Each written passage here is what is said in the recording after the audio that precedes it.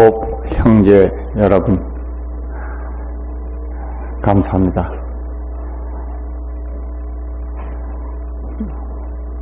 우리들은 호법을 발언했습니다. 이 땅에 감로법이 영원히 머물러서 결례와 국토가 부처님의 진리광명으로 충만되기를 발언해서 그 원을 행으로 굴려가는 우리 호법 발언 부자절입니다. 우리들은 이와 같이 감로법이 이 땅에 영원히 머물게 한다. 이 나라, 이 결에 온 중생들이 모두가 부처님의 진리광명이 충만하게 한다. 이 원을 바라고 있다는 사실에 대해서 우리는 정말 긍지를 가지고 자랑스러운 자신감을 가져서 좋으리라고 생각됩니다. 이 자리를 들어서 다시 새로이 발언하신 분이 50여 분이 계십니다. 새로이 호호 발언을 해주신 분에게 경하를 드리면서 기쁨의 말씀을 드립니다. 경을 보면은 이 감로법이라는 말씀이 많이 나옵니다. 부처님께서 어디 머무시사 감로법을 설하셨다. 감로의 법우가 비멸이기를 우리들이 간절히 기원했다. 이 감로. 우리들은 두 가지 의미로 씁니다. 감로를. 하나는 부처님의 죽음이 없는 진리의 법을 말하는 것이고, 죽음이 없는 진리의 법, 이게 생사가 없는 법이죠. 진리의 법을 말하는 것이고, 또 하나는 가장 완전한, 원만한 그런 의미로도 씁니다. 그러나 원래의 출발은 감로는 생사가 없는, 생사를 뛰어넘은 그런 진리의 세계를 감로라고 그러고 감로의 법이라고 그런 겁니다.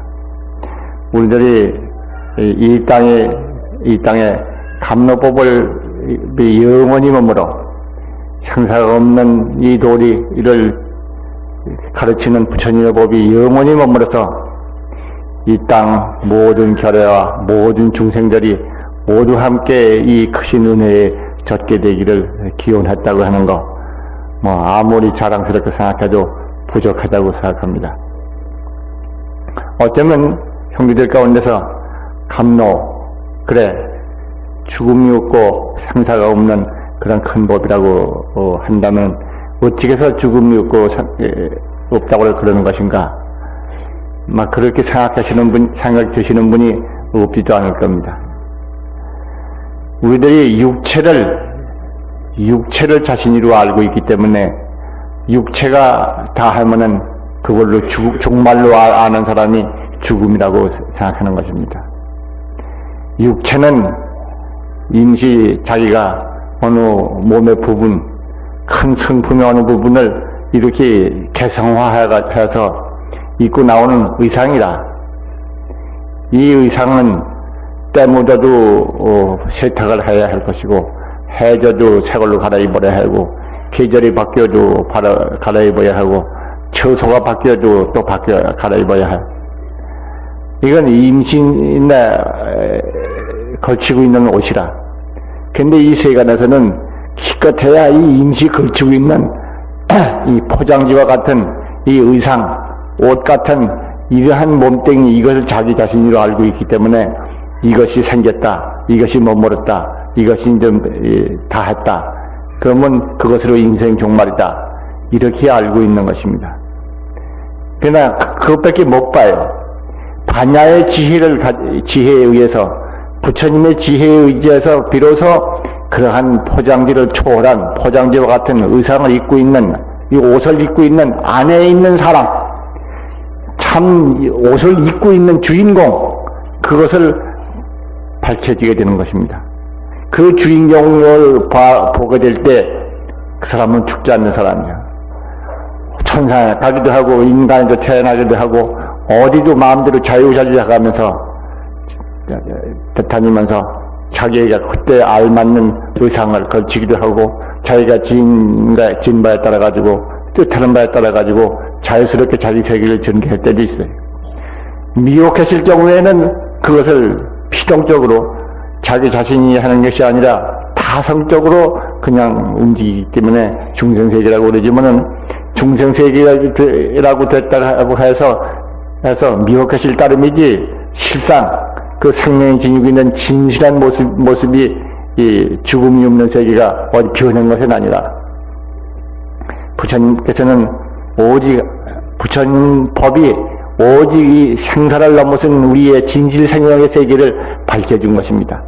그걸 감로법이라고 그래요. 예, 그렇다고 보면은 우리 모두가 감로법을 받아서 감로법에 모여버렸다. 감로법으로서 생명을 키워간다. 다 이런 말들 누구나 할 수 있는 말입니다.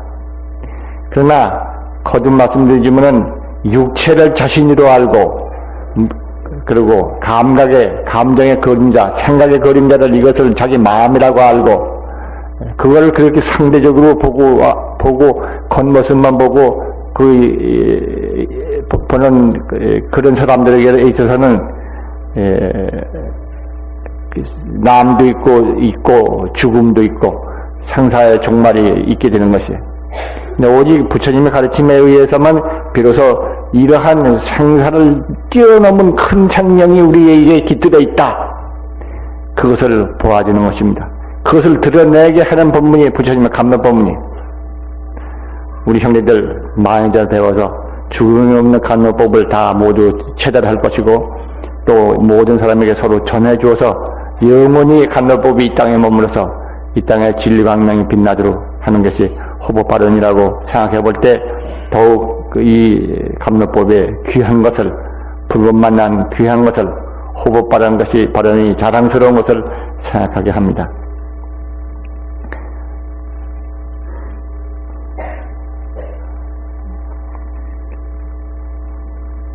부처님께서 기원정사에 계실 때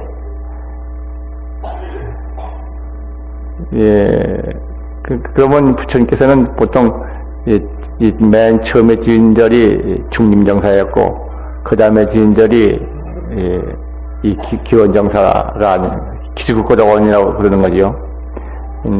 근데 거기서 법을 설하셨다니까 어느 때인지는 모릅니다만은 아마도 부처님께서 얼마간 교화를 펴신 후의 일이 아닌가 생각합니다. 경에는 그렇게 나옵니다. 기원정사에서 사부대중들을 위해서 감로법을 설하셨다. 그런데 그때 이러이러한 일이 있었다 하는 얘기가 오늘 잠깐 생각하고 지나갈 대목입니다. 부처님 계시던 그 사위국 기수국고덕원이라고 하는 그 사위나라, 사위성, 그 나라에서 좀 먼 데 떨어진 데 사는 사람이 있었어요. 찾아왔어요. 근데 그 사람은 부처님을 모르고 말만을 들었다고. 참 성스러운 승인하셔서 경을 설하신다. 대답이 하셔서 모든 중생을 제도하신다 하는 말을 전해 듣고 그리고 찾아온 거라. 근데 그 사람이 무슨 교를 믿었냐면 그 당시 인도의 최상 계급에 속하는 브라만족이어서 브라만 교를 믿고 있는 것이죠.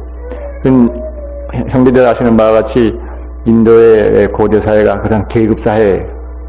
매누이가 종교와 학문을 담당하고 있는 계층, 그 계급, 그걸 브라만을 모시고 섬기는 브라만족이라고 그러고, 브라만 보통 하문이 브라만이라고 쓰죠.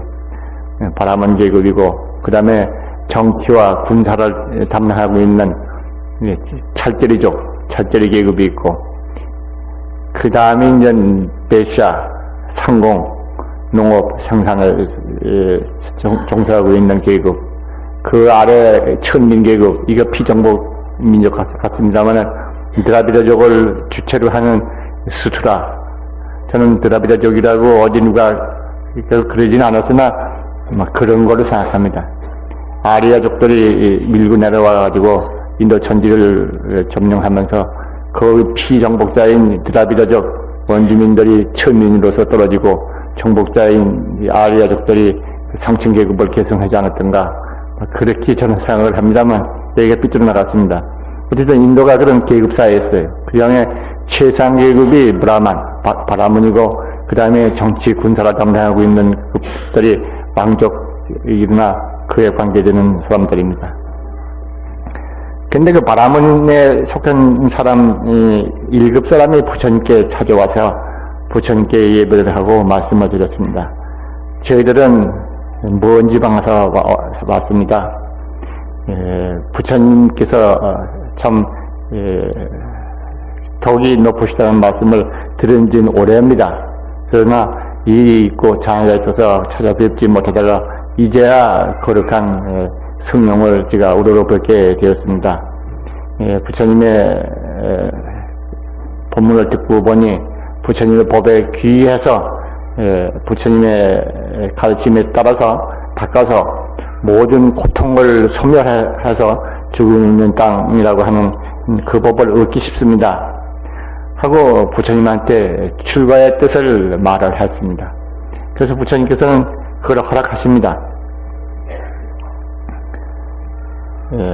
대개 보면 부처님께서는 허락하지 않는 경우를 별로 지금 못 봤습니다. 대개들 허락하셨어요. 술 먹고 와가지고 술이 취한 술 취한 김에 출가하겠다고 와서 그런 사람에 대해서도 술 취한 동안에 그냥 머리를 깎아가지고 옷을 입혀가지고 출가시켜가지고 술 깨고 보니까 난데없이 머리가 깎이고 엉뚱한 가사를 입고 있고 그래가지고 그냥 달아나 버렸다고 하는 사람이. 그래서 이제 그런 것까지도 있어요.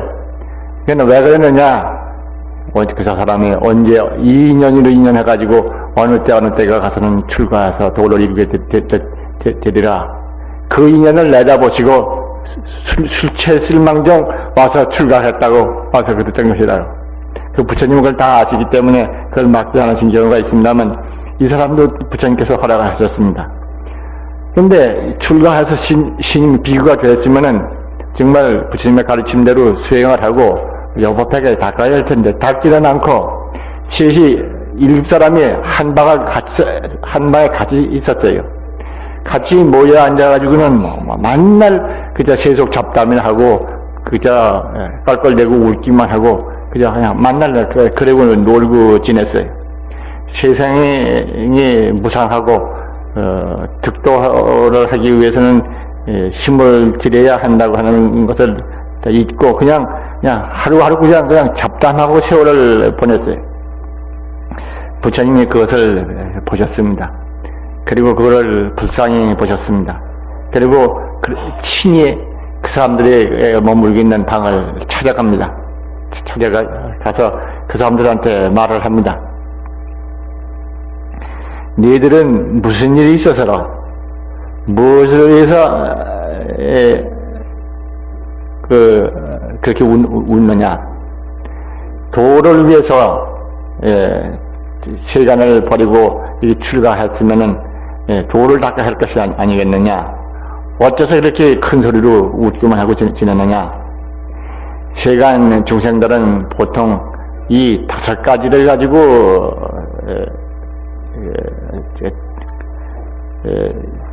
든든하게 믿을 바라고 그렇게 믿고 산다. 5가지라는 게 뭔가 하면은 내가 젊다, 나이가 있다, 내가 젊다는 것입니다. 그래서 아주 젊으시니까 세월이 많으니까 하고 이제 그걸 젊은 걸로 믿는다든가 또는 자기가 뭐 어디가 인물이 잘났다든지 특별한 특정한 특기가 있다든지 하는 그런 거를 믿는다든지 또 하나는 건강한 거, 지금 몸이 강건하고 건강한 것을 믿는다든지 또는 자기가 재산이 많은 걸 믿는다든지, 또는, 자기가 그 귀한 계급, 귀한 계층에 속한 사람이라든지, 대개 이렇게 믿는다고 그러는 게 보통 대개 이런 대까지를 그걸 믿고 세상 사람들은 산다. 뭐 부자면 부자 재산을 믿고, 건강한 사람 몸이 튼튼한 걸 믿고, 젊음을 젊다고 그리고 귀족은 귀족이라고 그리고 믿고 막 그리고 살지만은 그것이 얼마나 되느냐, 그거 믿을 것이 못 된다는 것입니다. 젊어도 믿을 게 못 되는 것이고, 건강도 믿지 못하는 것이고, 귀족이라고 해도 믿지 못할 것이고, 부자라고 해도 믿지 못하는 거예요. 정말 세월은 그렇게 빠르게 가면서 모두는 변해가는 것인데, 그걸 모르고 너희들은 거기 빠져 있구나, 무엇을 믿고 껄껄대고 있고 있는 것이냐. 너희들은 지금 번뇌의 불길이 치성하게 타오르는데, 번뇌의 불길이 그냥 참 활활 타오르는데, 이 번뇌의 불길로 해서 죽음의 장막이 두껍게 덮여오고 있는데, 죽음이라는 것은 번뇌망상이 죽음을 가져오는 거니까, 너희들은 번뇌가 들끓어가지고 죽음의 장막이 지금 이렇게 덮여오고 있는데, 무엇을 그렇게 깔깔대고 웃는 것이냐. 너희들은 모름지기 진실한 도를 구하는 것만 갖지 못하다. 그리고 말씀을 하십니다. 그리고 이 몸 있다고 하지만은 이 몸이 얼마 갈 것이냐. 이 몸이라고 하는 것은 곧 늙어가고 쇠약해지고 그리고 죽음이 가까이 오지 않느냐. 죽으면은 그 영혼 떠나고 낡은 수레화를 버린 것과 같아서 살이 빠지고 뼈가 흩어지고, 뭐가 여기 있다고 할 것이냐. 쉼없이 끊임없이 변해가는 이 속에서 죽음이 없는 이 도리를 향해서 닦으려고 안 하고 그래야 되겠느냐 하고 부처님께서 꾸지람을 하셨습니다. 그랬더니 그 일곱 사람들이 그냥 정신이 번쩍 들었어요. 번쩍 들어가지고 크게 발심을 해서 그때부터는 부처님 가르침대로 용맹정진을 했습니다. 그래서 마침내 그 일곱 사람 모두가 번뇌가 다한 열반의 도리를 증득했다 하고 정의 말씀이 나옵니다. 누구라고 이름이 나와 있지는 않습니다만은, 저는 이 법문을 세게 읽으면서 두 가지, 누구든지 마음을 내서 발심을 해서 용기를 내서 정진을 하면은 누구든지 이 법에 도달할 수 있는 것이다.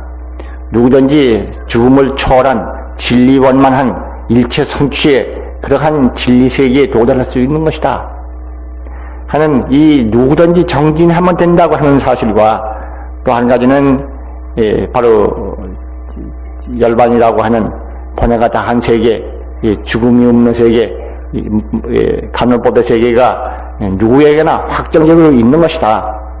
불법을 오래 믿었든지 안 믿었든지 다른 교회에 젖어 있었든지 상관없이 누구에게든지 간헐법은 확정적으로 있다 하는 것이고, 하나는 정진해서 수행할 때 누구든지 그 행자는 그 원하는 바대로 성취된다 한다는 사실입니다.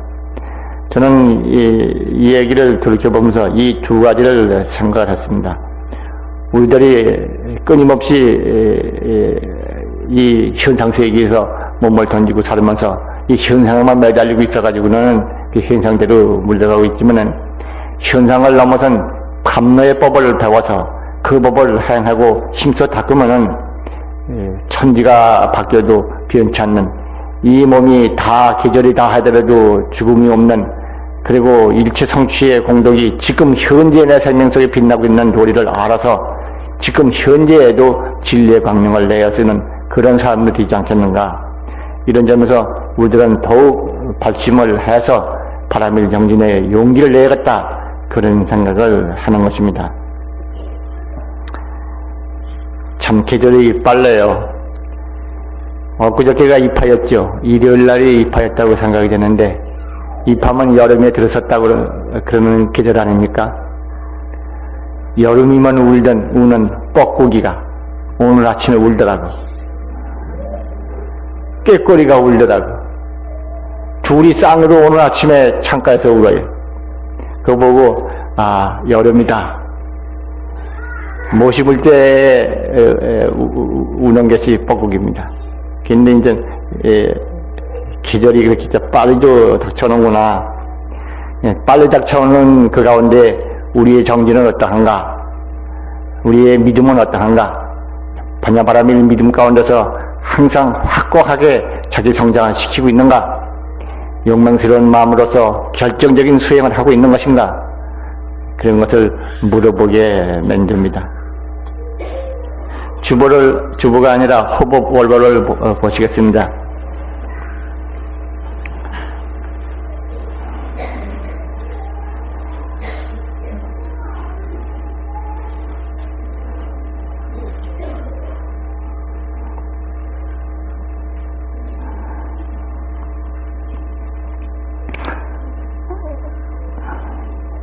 여기 보시면은 뒤로서부터 뒷장을 넘기면은 경집 수타니파타라고 있습니다. 이 수타니파타, 이게 수타는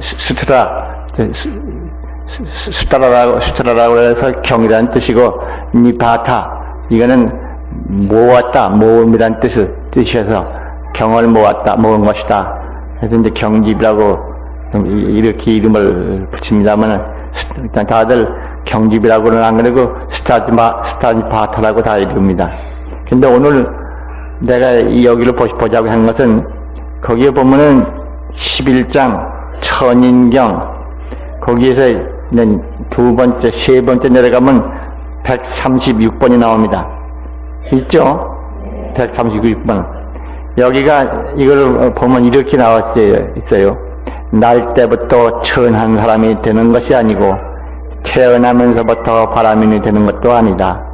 그 행위에 의해서 천한 사람도 되고 행위에 의해서 바라문도 되느니라. 이제 이 136번, 수타니파타 136번의 본문이 140번인가 141번인가에도 똑같은 게 또 나옵니다. 두 번 나옵니다. 사람은 결정하는 것은 행동이다. 그 사람의 출생이 뭐 귀족 계급에 태어났다든지 왕족으로 태어났다든지 특히 부귀한 집에 태어났다든지 해서 사람이 이렇게 되는 게 아니라 그 사람의 행동에 따라서 성인들이 되고 범불이 되고 천한 사람들 되고 귀한 사람들 되고 덕스러운 사람들 되고 박덕한 사람들 되는 것이다. 행위가 결정한다 하는 대문입니다. 제가 오래전에 이 본문을 읽고는 종종 제가 이 본문을 빌어서 말씀도 드리고 글 쓸 때도 최근에도 얼마 전에도 그런 것을 썼다고 기억합니다만 쓰고 있습니다만은 마침 스타니파타의 136번이 여기 나왔길래 오늘 그 대문을 다시 읽습니다. 행위에 의해서 천한 사람, 천인, 이것이 인도의 고대시대, 고대에 나면서부터 바라문이고 나면서부터 왕족이고 나면서부터 천인이라는 그러한 철벽같이 계급이 처있던 그 시대의 말씀입니다. 과감하게 그러한 계급의 출생서부터 나는 계급을 부처님은 부정하셨습니다. 부정하고 얼마만큼 행동하느냐, 얼마만큼 깨달아서 확신을 가지고 그 행위로 나타내느냐, 거기에서 사람이 결정된다. 부처님은 그런 계급을 전부 인정을 하지 않은 거예요. 그래서 부처님이 법문에 들어오면은 임금의 왕족의 출신이든지 브라만 출신이든지 수드라 출신이든지 다 똑같이 평등한 거예요. 그래서 마치 그 강물이 어느 그 강물이든지 모두가 바다에 들어가서 다 한 짠맛이 된다 하는 말씀을 하십니다만은 불법의 세계는 행위가 귀하다 하는 때문에 여기서 좀 보고 지나가시면 좋겠습니다. 그러면은 오늘 좀 넘겨보겠습니다. 이와 같이 내가 들었다. 두 번째죠.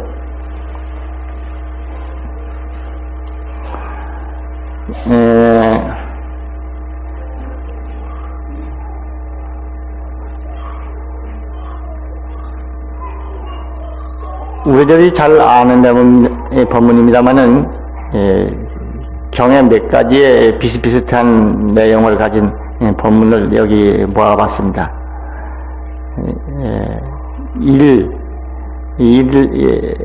이 기신, 첫째 줄, 둘째 줄까지는 기신론의 법문이고, 그 다음이 성바하연론이라고 하는 논에서 나오는 법문입니다만, 그 두 번째를 한번 먼저 읽어봤으면 좋겠습니다. 그러니까 일에서 세 번째 줄부터 조금 읽어보실까요? 청정한서부터. 청정한 진여는 무실에 오직 평등할 뿐이어서 그 자성이 청정하며 생기고 없어지지도 않으며 가는 일 오는 일도 없으며 또한 머무는 장소조차 없다. 거기까지. 진여라고 그러는 것은 다들 흔히들 제가 자주 쓰는 말입니다만은 불교에서 쓰기를 진여라고 그러면 참진자 같으렸자 만유의 본체를 본체, 이 절대적 실제 이것을 진여라고 그럽니다. 그 진리가 진리 있는 그대로의 모습, 진실하여 영원히 변치 않는 것, 이것을 진여라고 그럽니다. 그러니까 이것은 바로 진여는 법성이라고 그러고 불성이라고 그러고 우리의 본성이라고 그럽니다. 이런 진리의 근원적인 그 뿌리, 바탕, 이것이 우리의 생명이고 진여가 우리의 생명이고 법성이 우리의 생명이고 불성이 우리의 생명의 참모습이다.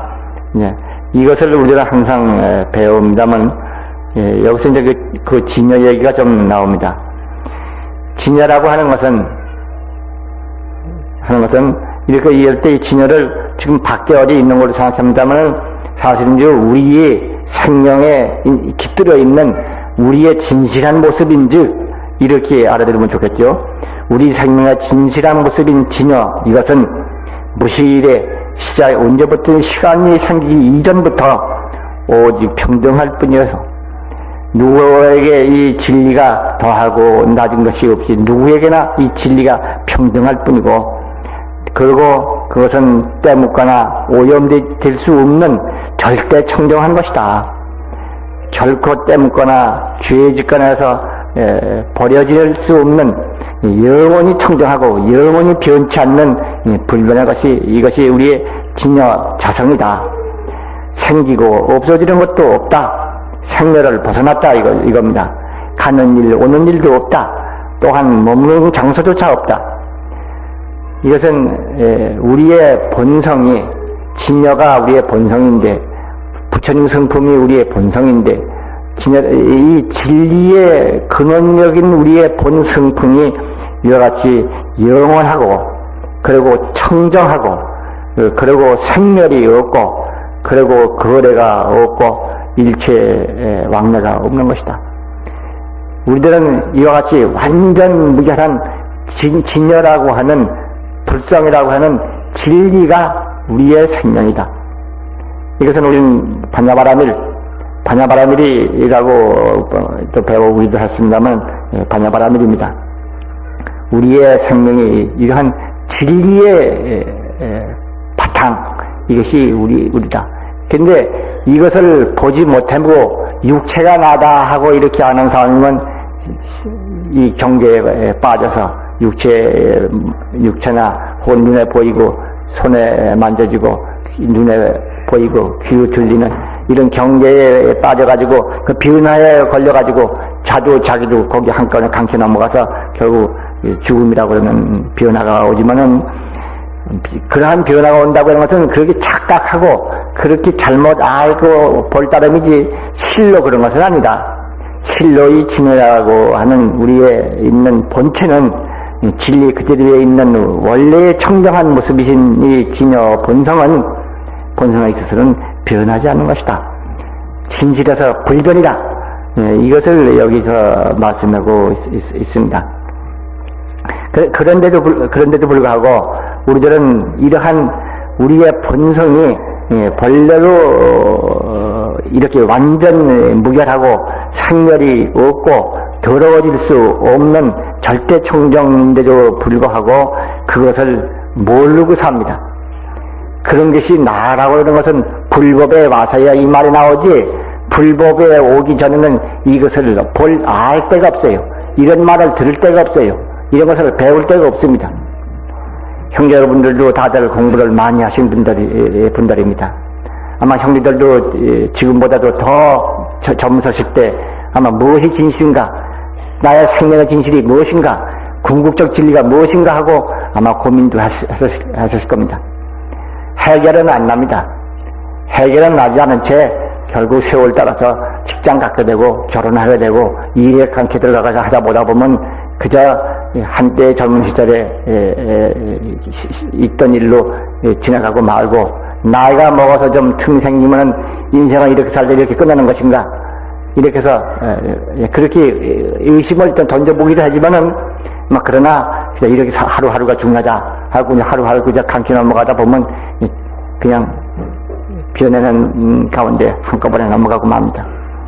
근데 불법에 들어온 사람만이 인간 본성이, 우리의 자성이, 우리 스스로의 성품이 바로 불성이다, 법성이다, 진여다 하는 것을 처음 배우게 됩니다. 이것은 어떻게 해서 배우게 되는가? 부처님께서 그 자리에 이르러서 죽음이 없는 땅에 도달해서 그 진리 위에 머무르면서 거기서 보신 그대로를 말씀하신 거예요. 그 부처님의 말씀은 당신이 깨달은 진리를 그대로 말씀하신 거다. 그래서 그 말씀을 따라가지고 그대로 실천을 해서 부처님의 경계에 도달한 사람이 되든지 아니면 부처님의 말씀을 그대로 믿든지 하는 사람이 결국 이 진리의 세계에 가까이 할 수 있는 사람들. 그러나 불법에 뭘 들어오지 않거나 불법을 만나서도 이 법문을 만나지 못하면 끝내 인간은 이렇게 왔다가 가는 나그네, 참 돈 따라왔다가 그 인생이 나이롱뽕이라든가 모르든가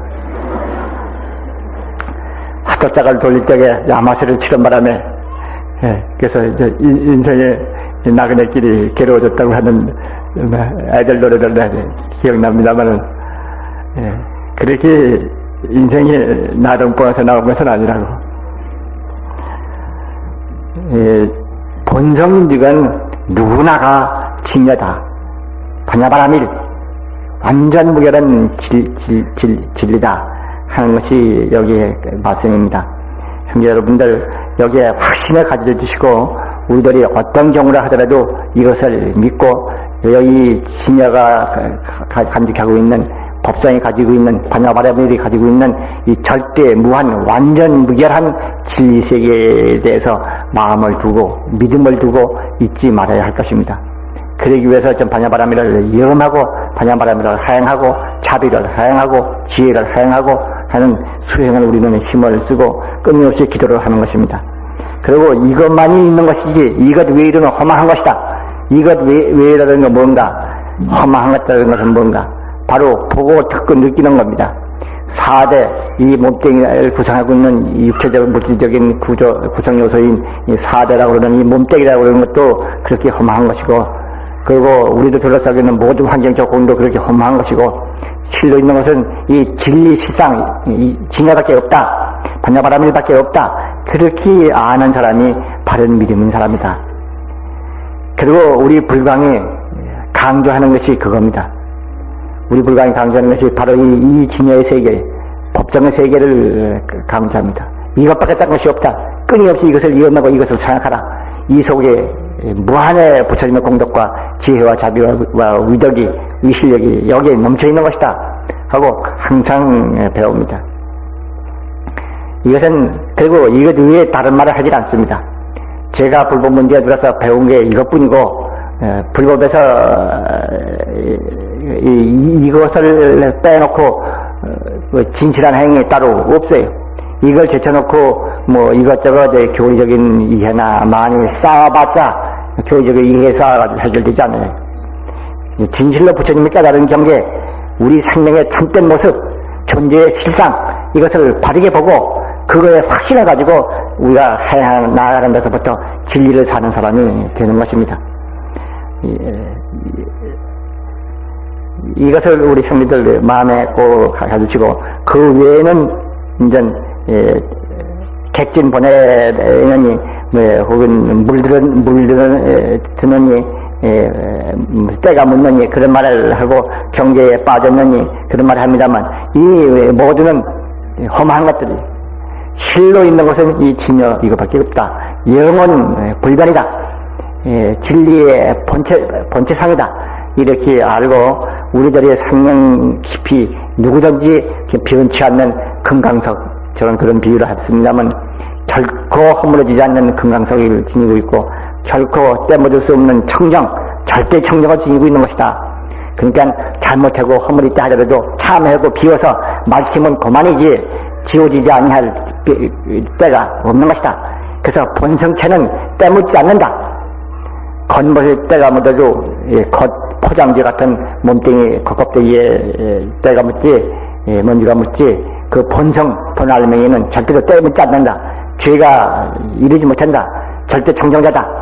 그것을 강조하고 있습니다만 형님들 그걸 잘 이해를 해주시기를 바랍니다. 이렇게 알아두시면 그 다음에 나오는 대목들도 이해가 제절이 됩니다. 한번 읽고 넘어가는 걸로 시작하겠습니다. 맨 위부터 시작할까요? 1부터 중생이 경계를 망령되이 인정함으로 마음의 차별이 생긴다. 청정한 진여는 무실에 오직 평등할 뿐이어서 그 자선이 청정하며 생기고 없어지지도 않으며 가는 일 오는 일도 없으며 또한 머무는 장소조차 없다. 그러나 진여의 이성이 자성을 지키지 않는 까닭에 조연을 따라 변화를 하게 되는 것이니 그러기에 염정 진여라 부르는 것이다. 마음은 본래부터 생긴 일로 일어나는 일도 없어서 그 본성이 언제나 청정할 뿐이건만 객진 번뇌에 의해서 더해지는 까닭에 분단하는 마음이 있게 되는 것이다. 거기까지요. 여기 객진 번뇌라고 그런 말을 조금만 말씀을 드리겠습니다. 객은 손님입니다. 손님은 문 밖의 사람입니다. 밖에서 오신 분입니다. 우리 식구가 아닙니다. 손님은. 그런 것처럼 본래 우리의 우리 본성은 그대로 완전하고 청정한데, 본성이 있는 완전 청정한 것 외에 경계를 봐가지고 보고 듣고 느끼는 이 경계에 따라서 그 경계를 인정해서 하기 때문에 밖에서 들어온다고 그러는 것입니다. 경계를 맨 앞에도 경계를 인정하기 때문에 차별이 생기고 중생이 된다. 그런 것이 저절로 나왔습니다만은 이 객진이라고 하는 것은 본래 청정한 본성에 없는 것을 또 밖에서 있는 것을 그걸 인정하는 것, 그 번외망상이죠.